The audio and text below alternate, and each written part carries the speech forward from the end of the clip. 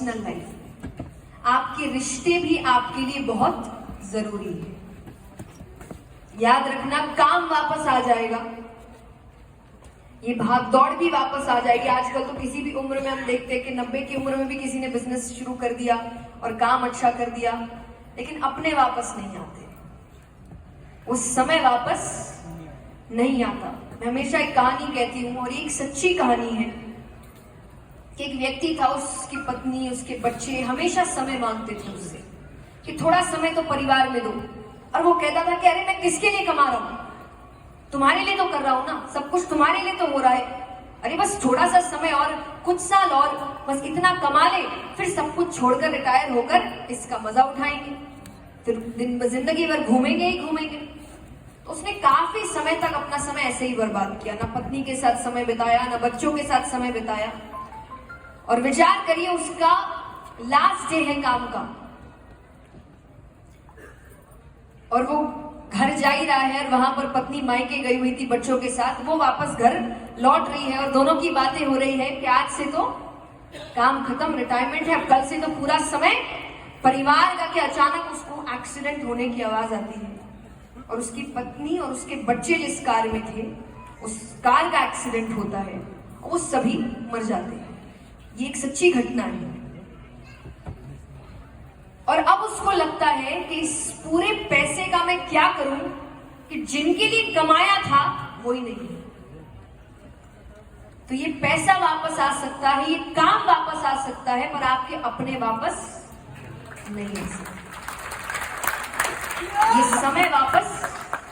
तो थोड़ा समय परिवार के साथ भी, ये याद रहेगा आपको, क्योंकि इंसान हर चीज खुशी के लिए करता है, अपनों के लिए करता है, लेकिन भूल जाता है कि वो इस भाग दौड़ में अपनों को ही पीछे छोड़ता है। तो इसीलिए बैलेंस बनाकर रखिए। मैं हमेशा कहती हूँ, स्पिरिचुअलिटी का, आध्यात्मिकता का अर्थ ये कभी नहीं होता कि आप मटेरियलिस्टिक लाइफ छोड़ दीजिए, ये एक मिथ है।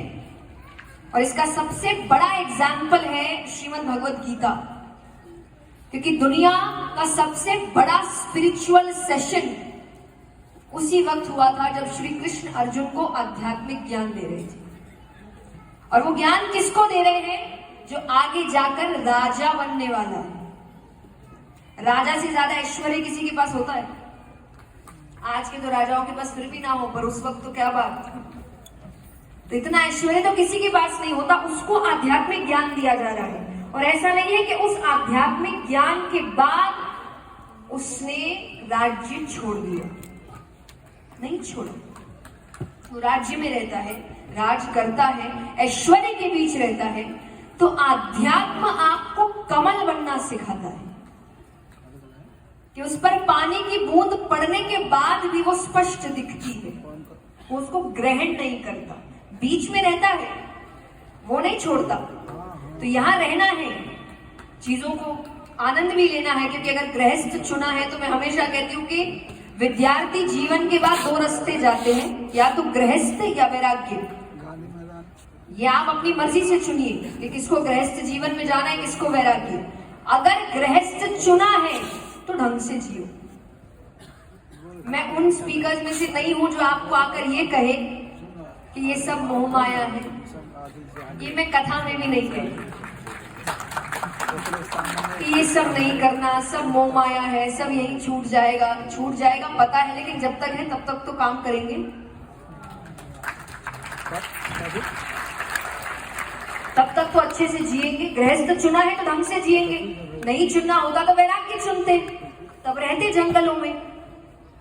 ये बीच का रास्ता चुनना मुझे समझ में नहीं आता। तो गृहस्थ चुना है तो ढंग से जियो, काम करो, मेहनत करो, धन कमाओ, अच्छी जिंदगी जियो, अपने माँ बाप को अच्छी जिंदगी दो। उन्होंने बहुत मेहनत की है आपके लिए, अब आपका फर्ज बनता है उनको एक अच्छी जिंदगी देना, उसके लिए तो काम करना पड़ेगा। और कौन कहता है कि पैसे गलत होते हैं? अगर उनको सही चीजों में उनका इस्तेमाल किया जाए तो इससे अच्छी चीज और कोई नहीं है। जब आपके पास एक अच्छा खासा अमाउंट होता है, पावर होता है, तभी जाकर आप एक बड़े स्केल का बदलाव ला सकते हैं। ये सच है कि नहीं? लेकिन हमें तो बस पैसे का मतलब, कोई पैसा कमा नहीं रहा तो एक चोर है, यही खुद कमाए तो मेहनत है। तो ये थॉट थोड़ा सा, पैसे को गलत समझना, ये निकाल दीजिए। कमल बनना सीखिए। ये सबके बीच रहना है, इस्तेमाल भी करना है, अपनी ड्यूटीज निभानी है, लेकिन ये जानते हुए कि ये सब हमेशा नहीं रहेगा। और ये सिखाने का मतलब ये नहीं होता कि आपको इन सब चीजों को छोड़ने को कहा जा रहा है। ये सिखाने का मतलब होता है कि अगर ये छूट भी गया तो आप टूट ना जाए, इसी को जिंदगी मान करना चाहिए। छोटी सी कहानी सुनाती हूँ आपको। एक बार एक ट्रेन में फर्स्ट क्लास कंपार्टमेंट में एक महाराज जी बैठे, सामान है बहुत सारा, बड़े बड़े सूटकेसेस रखे हैं और सामने वाली सीट खाली है। अभी तक सामने वाला आया नहीं है। तो कुछ देर ट्रेन चलती, फिर एक स्टेशन पर एक व्यापारी आता है, बिजनेसमैन, सूट बूट पहनकर, यहाँ भी कई पहनकर बैठे हैं। तो सूट बूट पहनकर आता है, बड़े बड़े सूटकेसेस है उसके हाथ में, वो सामने वाली सीट उसी की थी। वो आकर बैठ गया।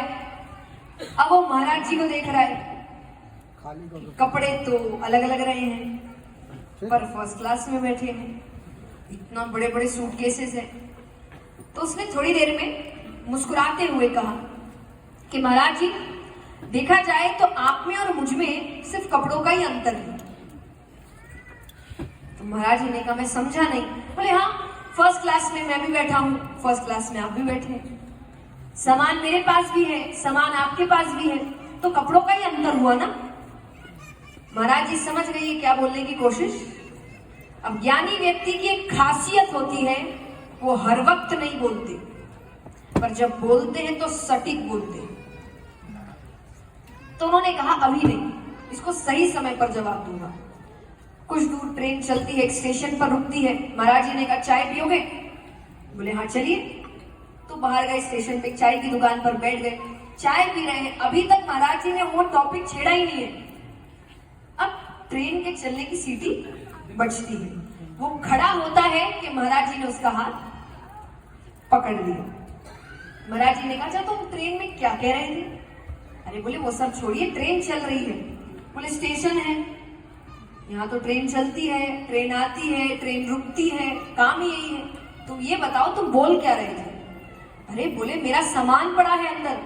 बोले, सामान तो मेरा भी पड़ा है, तुमने ही तो कहा था। तुम ये बताओ, तुम में और मुझ में बदलाव क्या है?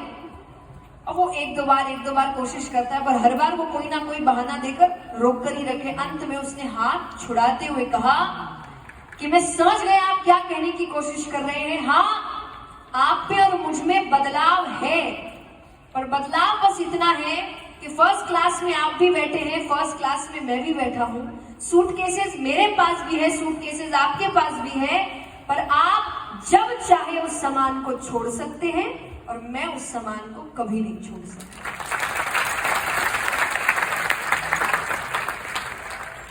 तो ये फ्रीडम कि आप जब चाहे जिस स्थान पर है उस स्थान को छोड़ सके, इसको आध्यात्मिक ज्ञान कहते हैं। कि कोई भी चीज आप पर हावी नहीं होनी चाहिए। कुछ भी छोड़ने को नहीं कहा गया है, पर इतना भी पढ़ने को भी नहीं कहा गया कि चीजें आपके कंट्रोल से बाहर चली जाए। भगवान कहते, मैंने तुमको दुनिया का मालिक बनाकर भेजा था, तुम सेवक बनने से ज्यादा कुछ नहीं रह गए। और दुनिया का सेवक छोड़ो, तुम तो अपनी बुद्धि के सेवक हो गए। अपने इंद्रियों के जो जैसा कराता है तुम वैसे करते हो। जैसे रिमोट कंट्रोल होता है ना, आप मनचाहे चैनल्स लगाते हैं। हमने अपना रिमोट कंट्रोल दूसरे को देके रखा है, वो मनचाहे चैनल्स लगाता है। उसको आपको हंसाना है तो आपकी थोड़ी तारीफ कर देता है, आप बड़े खुश हो जाते हैं। उसको आपको थोड़ा दुखी करना है, एक दो अपशब्द कह देगा, आप दुखी हो गए। गुस्सा दिलाना है, थोड़ी गंदी बातें कर देगा, आपको डांट देगा, आपकी बेइज्जती कर देगा और आपका पारा। ये अच्छी बात है, कोई भी आता है और आपको।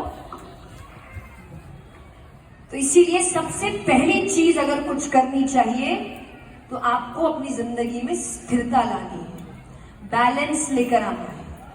जब इंसान बैलेंस होता है ना, वो हर चीज सही करता है, वो फैसले सही लेता है, वो रिश्ते सही निभाता है, वो काम सही तरीके से करता है।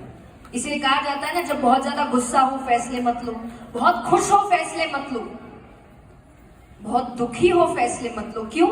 क्योंकि दिमाग बैलेंस्ड नहीं है ना। वैसे ही जिंदगी में भी एक बैलेंस होना चाहिए, और वही बैलेंस आपको समझाएगा कि आपकी जिंदगी में सुकून का क्या महत्व है। एक बार, क्योंकि यहाँ बहुत कॉमर्स फील्ड के भी लोग हैं, तो एक बार एक व्यक्ति जो सीए है उसको एक ऑफर दिया जाता है। अच्छा काम करता था, मेहनती, ईमानदार, अच्छे से काम करता था, अच्छा कमाता था, तो उसको एक ऑफर दिया गया कि ऐसा ऐसा काम है और जिसके बदले उसको पैसा बहुत मिलेगा। अब ऐसा नहीं है कि कोई इलीगल काम था, नहीं, लेकिन थोड़ा इधर उधर था, तो इसीलिए उसके मन में थोड़ी सी शंकाएं आ रही हैं, करूं नहीं करूं, क्या होगा, लेकिन पैसा बहुत अच्छा है, अच्छा खासा पैसा मिलने वाला है। तो उसने समय मांगा कि एक दिन दीजिए मुझे सोचने के लिए। तो उन्होंने कहा ठीक है। अब वो घर गया, अपनी माँ के पास जाता है जो पढ़ी लिखी नहीं है आज की भाषा में। पर मैं हमेशा कहती हूँ कि पढ़ाई लिखाई सिर्फ जो आज का एजुकेशन है वो नहीं होता, आध्यात्मिक पढ़ाई भी कुछ होती है, संस्कारों की पढ़ाई भी कुछ होती है। और इसीलिए आज इतना पढ़ने के बाद भी हम हर जगह ये सोच रहे हैं कमाए कैसे, घर कैसे चलाए। और हमारे माँ बाप, जो कई हमारे दादा दादी जो शायद इस क्षेत्र में पढ़े लिखे नहीं थे, पर हमसे ज्यादा बड़ी फैमिलीज का पेट उन्होंने पाला है। और हमारे यहाँ फैमिलीज भी छोटी होती जा रही है, लेकिन उसके बाद भी हमको लग रहा है कैसे करे, क्या करे, वो अपने आप काम ढूंढ लेते, ये नहीं तो वो नहीं तो वो। हमारी कितनी, मेरी दादी, मेरी नानी, वो इतने इतने काम करती थी कि पापड़ भी बना रही है, तो टिफिन भी पैक कर रही है, तो सिलाई भी कर रही है। एक, मैं कहती हूँ, एक ही व्यक्ति 4-4 काम कर रहा था, 4-4 इनकम्स होती थी उनकी, जिसको हम आज कहते हैं साइड इनकम होनी चाहिए। वो बिना पढ़े उनको पता था। तो जरूरी नहीं कि आज का जो शिक्षा है सिर्फ उसी को शिक्षा माना जाता है, पर जो भी, तो आज के हिसाब से वो शिक्षित नहीं थी उसकी माँ का। तो उसने अपनी माँ से कहा कि भाई ऐसी ऐसी बात है, ऐसा ऐसा ऑफर है, इतने इतने पैसे हैं, मुझे समझ नहीं आ रहा क्या करना चाहिए। माँ ने पूरी बात सुनी, अंत में कहा कि तुमने जो भी कहा, मुझे देखा जाए तो 90% कुछ समझ में नहीं आया, पर मैं सिर्फ एक बात कहूंगी, क्योंकि वो अपनी माँ के साथ ही रहता था, कि जब तुम्हें सुबह ऑफिस के उठाने के लिए मैं आती हूँ तुम्हारे कमरे में, तो तुम इतनी गहरी नींद में होते हो कि मुझे बहुत समय लगता है तुम्हें उठाने में। तो मुझे बिल्कुल भी अच्छा नहीं लगेगा कि किसी दिन मैं तुम्हें उठाने के लिए आऊं और तुम मुझे पहले से जगे हुए मिलो।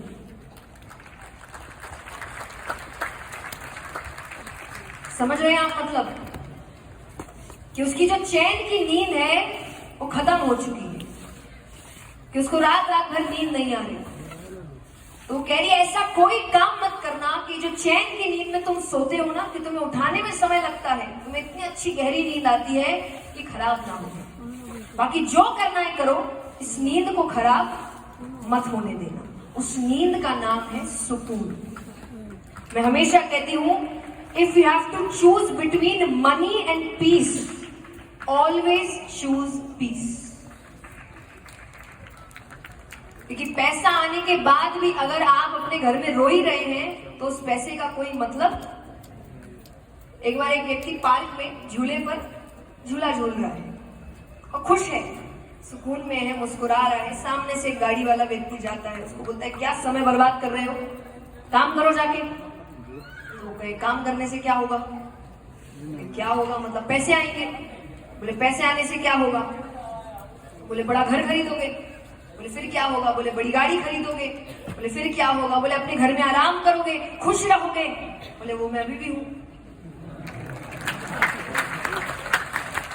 तो जरूरी थोड़ी आपकी खुशी का जो मतलब है वो किसी और के लिए भी हो, कि हमने खुशी के में मायने बना दिए कि भाई ऐसा घर होगा, ऐसी गाड़ी होगी, ऐसा काम होगा, यही व्यक्ति खुश रह सकता है। ऐसा नहीं है, सबके अपने अपने मापदंड है खुशियों के। तो आपका उद्देश्य ये होना चाहिए कि आप सुकून में हैं, आप खुश हैं, आप अच्छा काम कर रहे हैं। और जब आप ये सारी चीजों पर ध्यान देते हैं तो अपने आप चीजें बेहतर होने लगती हैं। और तीसरी चीज मैं कहूंगी, जो मुझे ऐसा लगता है कि जिंदगी में सबसे जरूरी होती है, ये जो आपको ताकत दे सकती है, दुनिया की कोई और चीज आपको इतनी ताकत नहीं दे सकती। भगवान पर भरोसा रखिए।